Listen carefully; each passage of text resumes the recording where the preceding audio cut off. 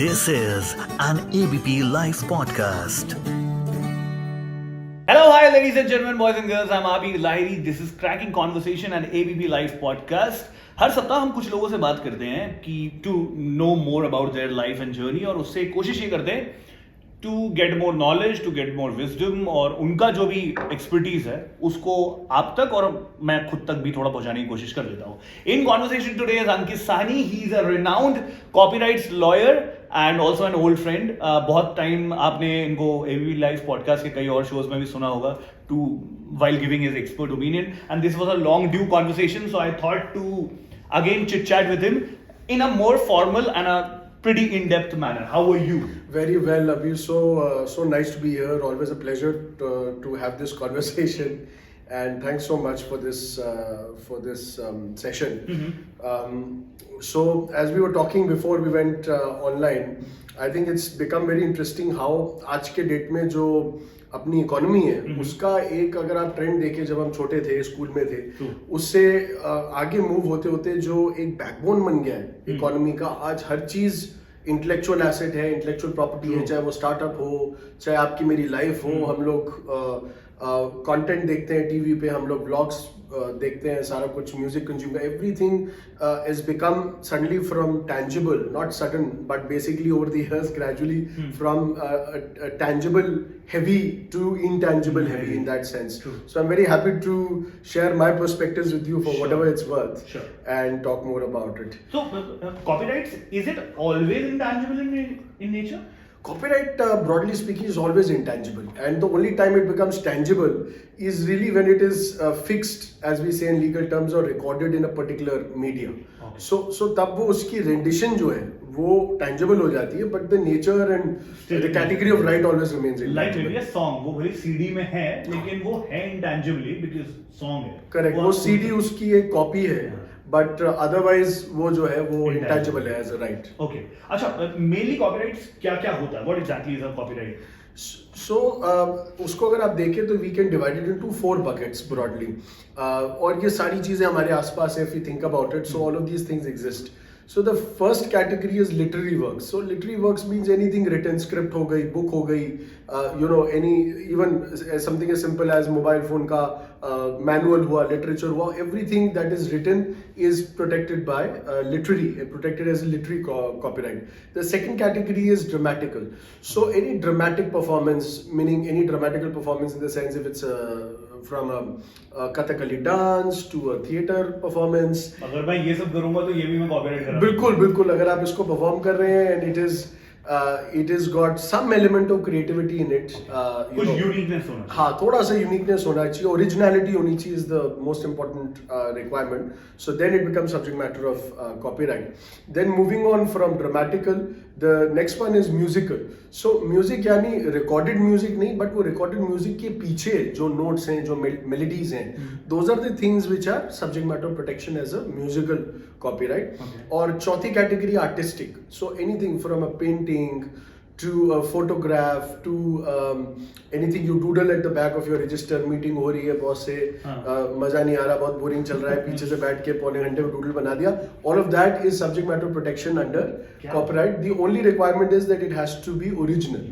All of these कहीं टीप के control भी आप नहीं कर सकते. हाँ बिल्कुल. So इंडिया में एंड वैसी और बड़ी सारी कंट्रीज में जो रिक्वायरमेंट है of creativity, because it's very subjective, मतलब जो आपको क्रिएटिव लग रहा है मुझे बकवास लग रहा है, मुझे क्रिएटिव लग रहा है किसी और को बकवास लग रहा है. So the focus is not so much on creativity और its aesthetic value, because again for the same reason is very debatable, but what is important is that अगर वो ओरिजिनलिटी का बॉक्स टिक कर रहा है तो generally it receives protection under most countries laws. Okay. अच्छा, we were talking about multi headed snake some time back कि जैसे एक ब्रांड है उसके रिपॉप्स इतने आ जाते हैं. Correct. The example I was giving you is बिस्लहरी, तीसलहरी, कुछ भी अलग अलग स्पेलिंग बना के मल्टीपल बन जाते हैं. आप रेलवे स्टेशन में जाओ, बस स्टॉप्स पे जाओ, आपको अलग अलग रिपॉप्स मिलेंगे. How a major brand like this deals with these kind of copyright infringements? Correct. So broadly and we've had the privilege of representing a number of large brands and we continue to do so. तो हमारे सामने भी जो एक problem आती है और जो ब्रांड ओनर्स डिस्कस करते हैं, जैसे बिस्लरी डिस्कस करेगा इस केस में, दो उनके पास मेन कंसिडरेशंस होती है। एक होती है कि स्केल ऑफ इन्फ्रिंजमेंट कितनी है, क्या वो इतनी है कि मेरी एक बहुत ऑब्वियस मार्केट शेयर में ईट कर रही है और मेरा कस्टमर बेस जो है वो जा रहा है, that is one kind of infringement.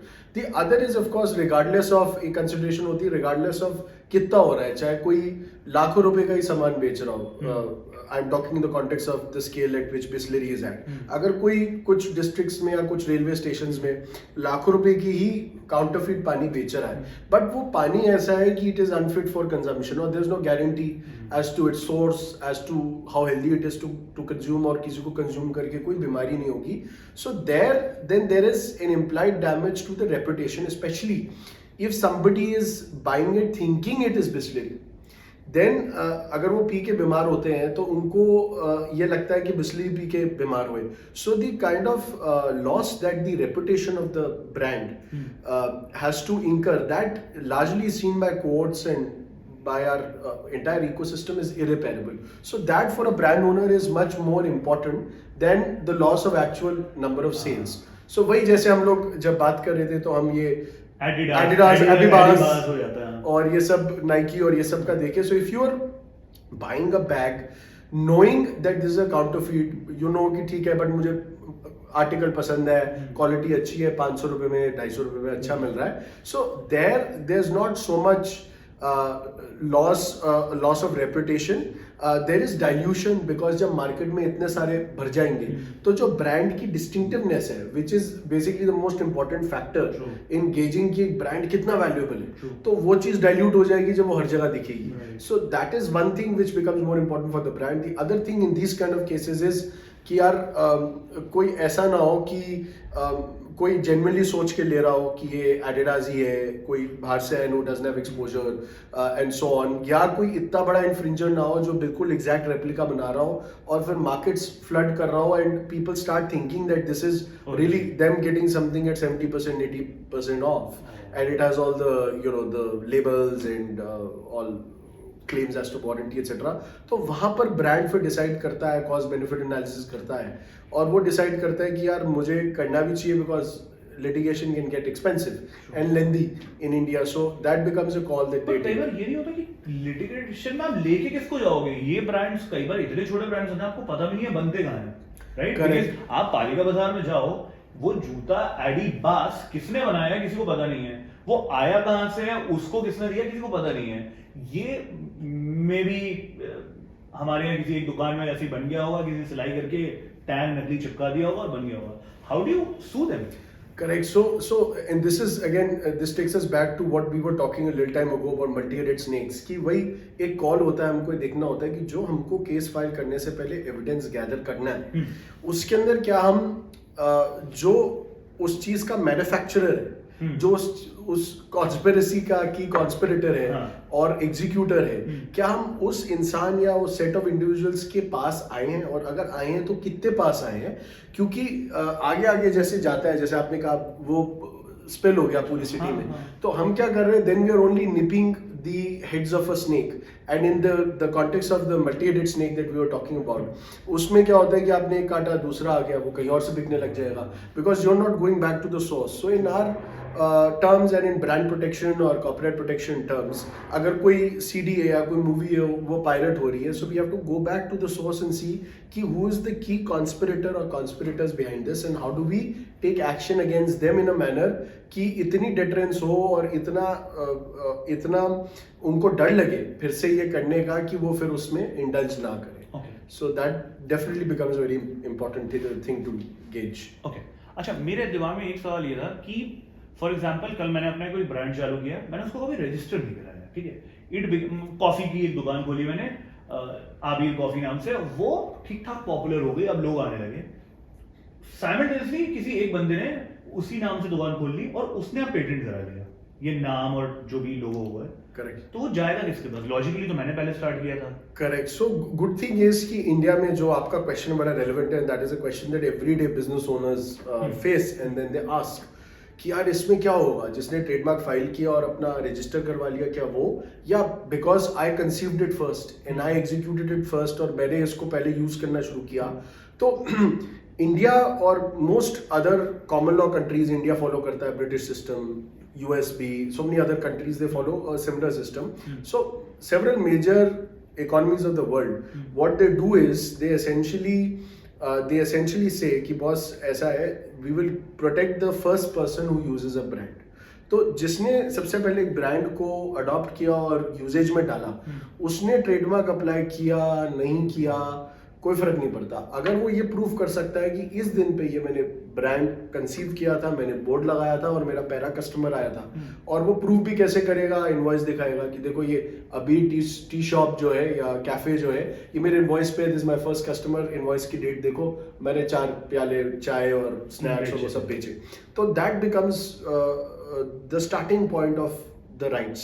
उसके बाद कोई और इंस्पायर होकर या कोइंसिडेंटली विचर वे आता है और बहुत बाद में आता है, तो regardless of whether he goes ahead, gets legal advice और अपना ट्रेडमार्क भी फाइल कर देता है, as long as he is not able to prove कि वो यूज में आपसे पहले है. आप लॉ के अंदर इतने सेफगार्ड्स हैं कि आप जाके उसकी रजिस्ट्रेशन कैंसिल कर सकते हैं, या अगर वो आपके अगेंस्ट एक्शन ले तो आप अपने आप को सक्सेसफुली डिफेंड कर सकते हैं. आर यू प्रॉपर दिल्लीहाइट, लाइक हमेशा हाँ प्रॉपर तो दिल्ली. एक सवाल पूछ सकता हूं, मतलब बिल्कुल. You choose to ignore this as well. I really want to know, मतलब मैं दिल्लीहाइट नहीं हूं, मतलब प्रॉपर दिल्ली, अब तो 6-7 साल से दिल्ली में हूं, but I was born in and raised in Madhya Pradesh.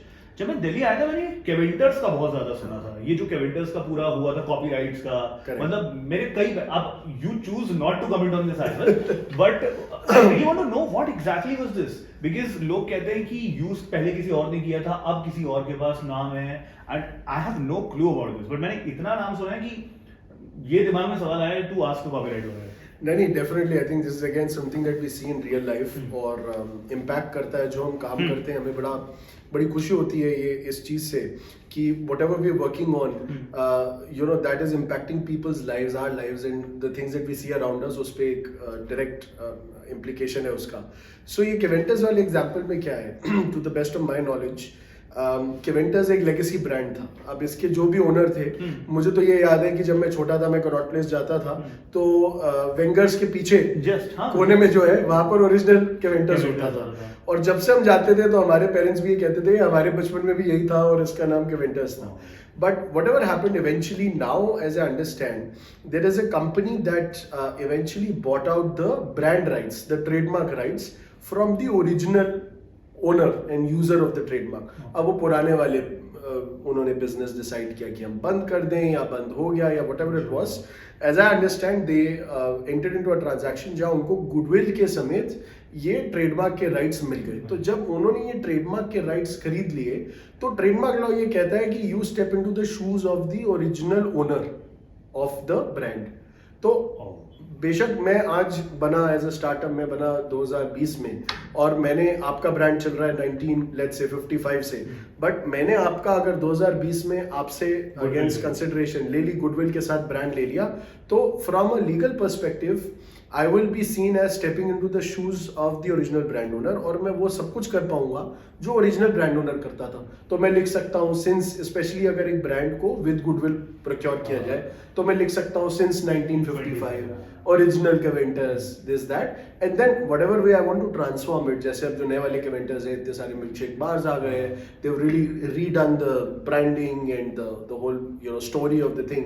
So all of that again are things that fall in the prerogative of the basket of prerogatives that a brand owner has, कि मैं उसका क्या करूं, मैं उसको क्या twist करूं, क्या वेरिएशन बनाऊं, नया लोगो निकालूं, all of those things. So this, as I understand, is what happened with Keventers. Now the milk isn't the same because there's somebody else making it, but they have the right to call it Keventers because they've acquired the rights.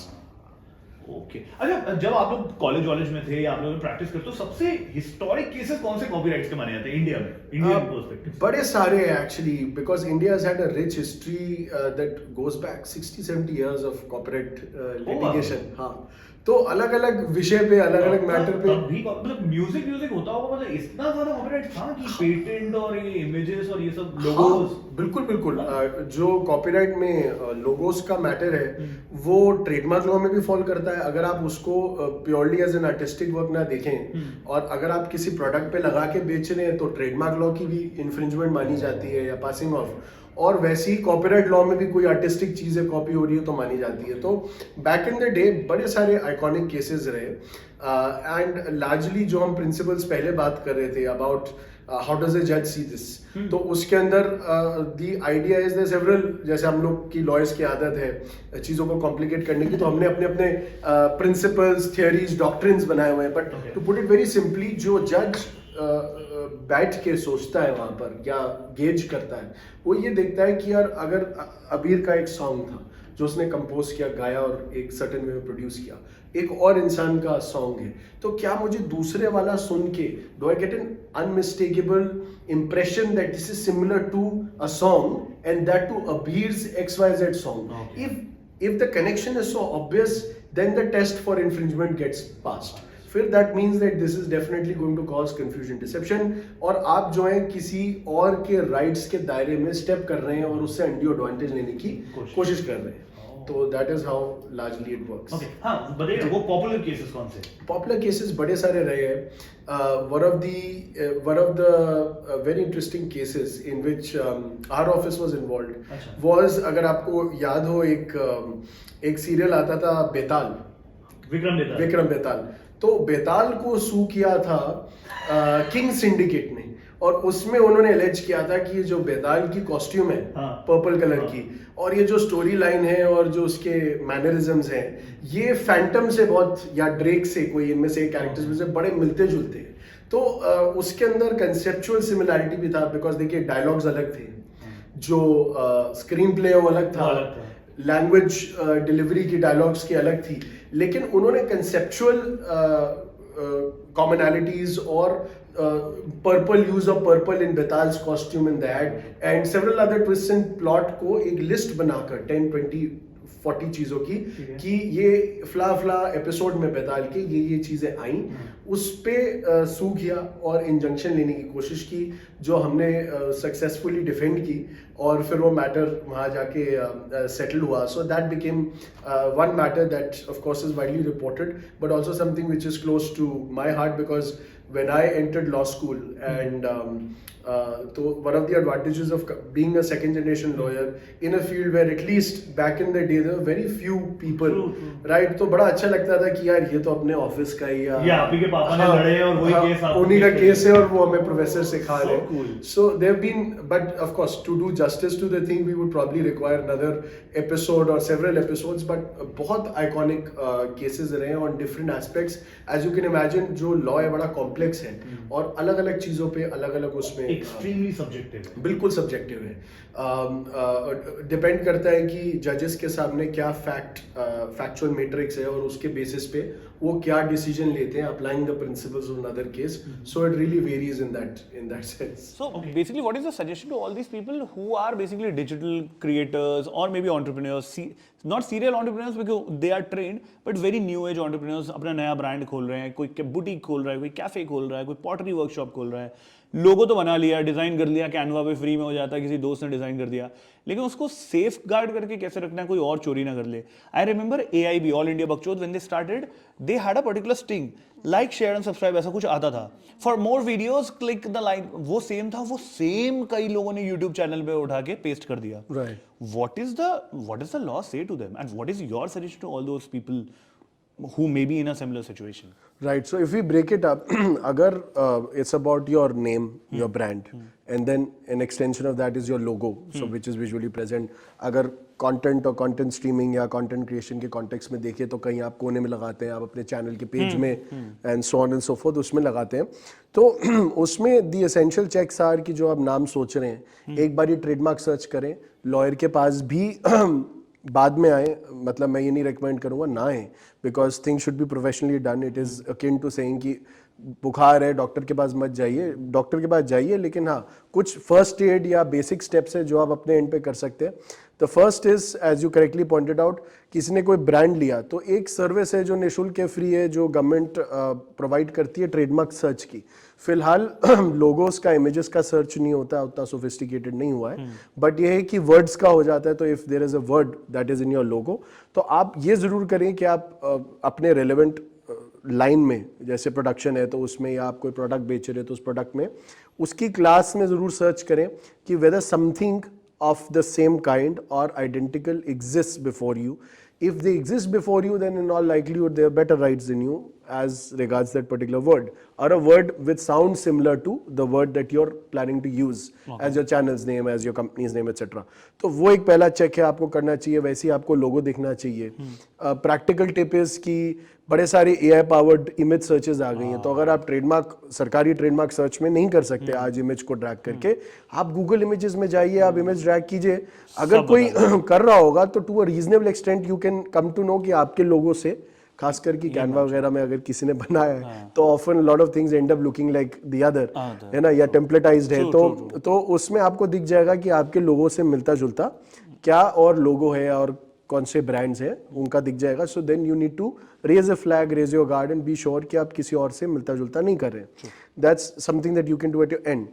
अगर वो हो जाता है, next step is apply for a trademark, get protected, because उससे आपको एक presumption मिल जाती है. लॉ आपको एक बैकिंग दे देता है, वो 3 शेयर की मोड़ लग जाती है once all the checks are complete, the process is complete, कि ये ट्रेडमार्क के प्राइमा फेसाई लेवल पे, एक फर्स्ट लेवल पे, प्रिलिमिनरी लेवल पे XYZ पर्सन इस ब्रांड के ओनर हैं इन गुड्स के लिए, इन सर्विसेज के लिए. तो that gives you lot of protection and also the power और the backing to chase another person if that person takes your brand, uses your brand without your consent.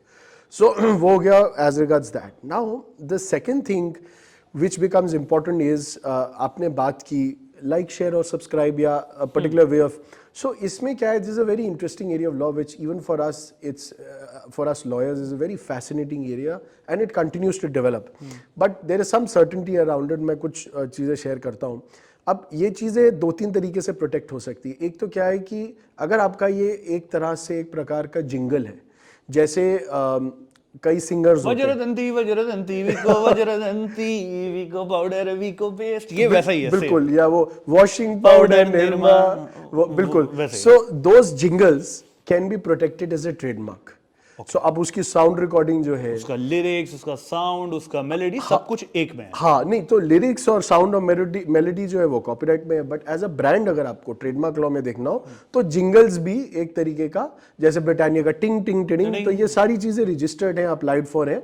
और अगर कोई अपना मिलता जुलता जिंगल या साइन ऑफ करते समय अपना एक बनाएगा, the only thing that you have to demonstrate to the regulator's satisfaction, regulator in this case being जो intellectual property office है, कि बॉस मैं इसको यूज कर रहा हूँ एज अ ट्रेडमार्क. ऐसा नहीं है कि पॉडकास्ट में बस कैसे भी आ रहा है. पीपल आइडेंटिफाई माई सर्विसेज और my channel with this. Like Paytm करो, जैसे पेटीएम करो, या कई सिंगर्स हैं उनका एक वॉइस सिग्नेचर ऑडियो, राइट. सो अब एक एग्जांपल लेता हूँ, पॉपुलर प्रोड्यूसर है रैप के, दिल्ली बेस्ड है, सेज ऑन द बीट. तो उनका हर गाना जो स्टार्ट होता है उसमें भी होता है says on the beat boy. तो वो हर गाने के शुरू में सिग्नेचर आ जाता है. तो अगर while you're driving you don't have access to the screen, your attention is somewhere, or you're just listening to the song on your AirPods etc. So this is one way of the producer telling the listener कि boss, this is a says on the beat song, right? So ये सारी चीजें protect हो सकती है, trademark हो सकती है. और जहाँ आपने कोई मेहनत करके क्रिएटिविटी अपनी डाल के कोई ऐसी चीज निकाली है, उसको जरूर प्रोटेक्ट करना चाहिए, क्योंकि इन्हीं चीजों को प्रोटेक्ट करने के लिए लॉ बना हुआ है. लोगों की क्रिएटिविटी, लोगों की एफर्ट को प्रोटेक्ट करने के लिए लॉ बना हुआ है. तो अच्छा, मेरा सवाल ये था कि ये क्या सिर्फ इंडियन कॉन्टेक्स्ट में वैलिड होता है कि इंटरनेशनली कैसे इसको डिकोड करते हैं? सेम, मतलब जो आईपी लॉज हैं, आप ये लगा लो 70-80% मोटे मोटे सेम है. दाउ शैल्ट नॉट स्टील, दाउ शैल्ट, सो जो वो प्रिंसिपल्स हैं दे आर यूनिवर्सल. अगर कोई यहाँ का बंदा कोई फॉरेन के ब्रांड को चोरी कर ले तो वो कहाँ सू करेगा? हाँ, ये बड़ा इंटरेस्टिंग क्वेश्चन है. सो कॉपीराइट के कॉन्टेक्स्ट में इसका बड़ा इजी तो नहीं कहूँगा, बट एक ईजियर सोल्यूशन है, एक समाधान है. वो ये है कि कंट्रीज ने क्या किया, there is a little bit of history to it. Countries ने क्या किया, कई ना ट्रीटीज आपस में एग्रीमेंट्स कर ली कि यार ये तो बहुत बड़ा प्रॉब्लम होगा कि मैंने यहाँ गाना बनाया, कोई सुन के गया. बैक इन द डे जब फ्लाइट नहीं थी, कुछ नहीं थी, we are talking 1800s 1900s, तो कोई सुन के गया शिप पे बैठ के वहाँ पे तब से मतलब the earliest examples of maybe not specifically in India because we were organized legally in a different way. बड़े सारे provinces थे, महाराजे थे, regions थे, but especially if you look at the British system or other Western legal systems, तो तब से. तो जो ये ट्रीटीज हुई ये इसीलिए हुई कि यार बॉस अगर आपके कंट्री का कंटेंट है, आपके सिटीजन ने, आपके रेजिडेंट ने बनाया है, तो मेरे को प्रोटेक्ट करना है और मेरी कंट्री वाला आपको प्रोटेक्ट करना है, तो उस तरीके से the entire ecosystem prevails, functions and survives. So उस तरीके से कॉपीराइट की तो ये है कि अगर आपने इंडिया में बनाया, there are few treaties. I'll take a name which may be relevant if somebody wants to read. There's something called the Bern Convention, as in Bern, the place Bern in Switzerland. So Bern Convention, Bern में sign हुई, उसमें जितनी countries signatory हैं वो सब ये कहती हैं कि हम एक दूसरे की सिटीजन्स का या एक दूसरे के कंट्री के रेजिडेंट्स का जो उन्होंने उस कंट्री में रिजाइड करते हुए कुछ बनाया कंटेंट, उसको सेम लेवल पे प्रोटेक्ट करेंगी, सेम राइट्स, प्रिविलेजेस और रिस्ट्रिक्शंस देंगी जो हम अपने खुद के वर्क्स को देंगे. So copyright is easy. Trademarks is a bit more complex. Trademarks में हर कंट्री कहती है यार हम सॉवरेन है, अब ये ब्रांड हमारी कंट्री में रजिस्टर होना चाहिए या नहीं होना चाहिए, या जस्ट बिकॉज आपके यहाँ रजिस्टर्ड है हम उसको रिकग्नाइज करें, ये हमारे ऊपर है. सो trademark works in a way that generally speaking in that country, the target country that you're talking about, उस country में आपका सबसे पहले यूज होना चाहिए. अच्छा, तो जैसे ये पॉसिबिलिटी है और ये अक्सर होता है, बिना नाम लिए बट एक दो एग्जांपल मैं ले सकता हूँ. जैसे यहाँ पर बर्गर किंग लॉन्च होने से पहले बड़ा फेमस केस है, बर्गर सिंह था, ये वाला बर्गर सिंह, एक और बर्गर सिंह था इन Pune. And there was another Burger King also there. So that Burger King eventually was shut down by courts because Burger King, before they launched, Burger King of the United States, before they launched in India, were able to demonstrate कि यार हमारी international goodwill reputation इतनी थी कि यार India को छोड़ के हम कोई 125 और कंट्री में थे, let's say. तो ये आदमी अगर कोई छुट्टी पे भी गया होगा XYZ जगह, तो necessarily he would have got the idea from there and brought it back. And to the people, if he runs and not just runs one outlet, but assuming he expands tomorrow, there will be a huge loss to our rights because we want to enter the country and we want to launch and commercialize our brand जो हमने ना जाने कितने साल से कितनी countries में किया हुआ है. तो तब इतनी कॉन्फ्लिक्ट होगी कि लोग कहेंगे यार असली वाला कौन सा है, नकली वाला कौन सा है, because significant section or some section of the population travels. Now with the advent of the internet, a fairly large or significant section of the population has access to brands without even traveling or having the means to travel outside, which they did not have access to before.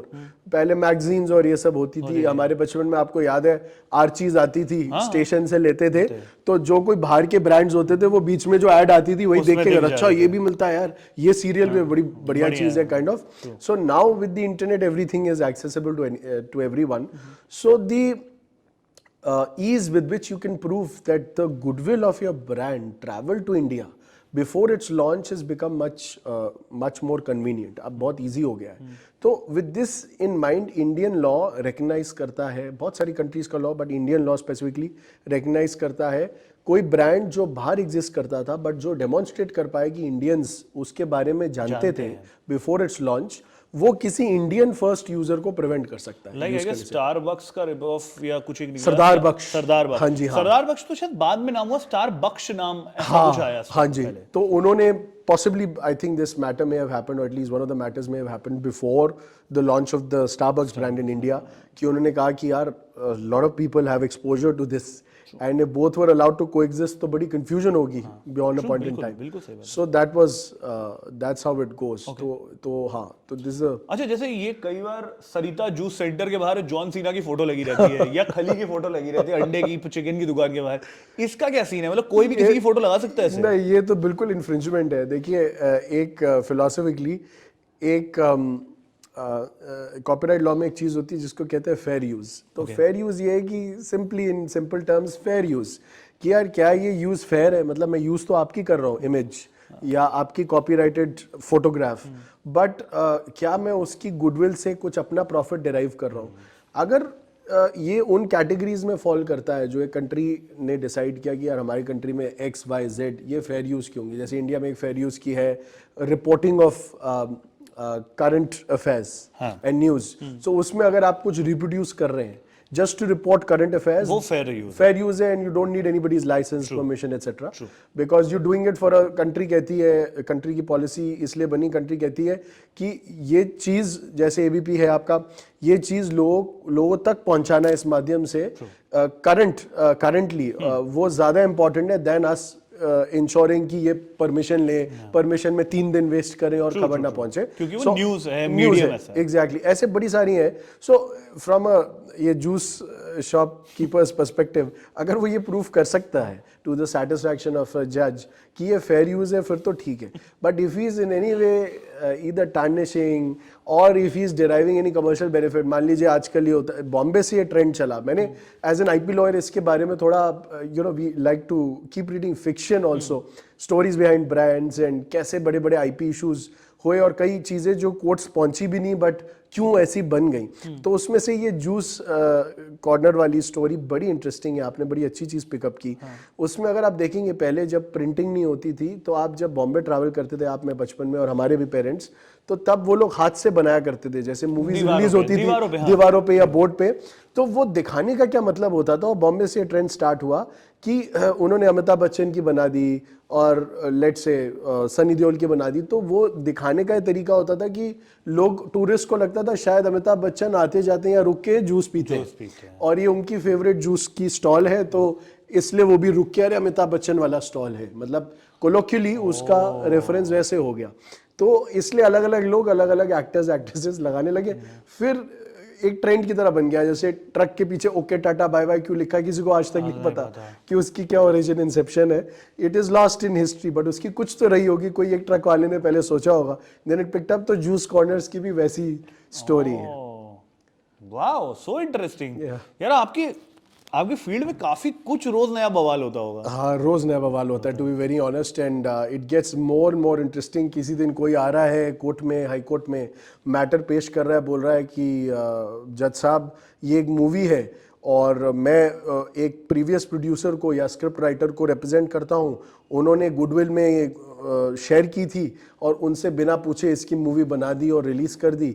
और जज साहब पूछते हैं, अच्छा तो ये movie कब release हो रही है? साहब ये फ्राइडे को हो रही है, आप ये मैटर एडमिट कर लीजिए और इस मूवी पे स्टे लगा दीजिए. तो this kind of things, this kind of action to any kind of things, like I said, brands को रोकना.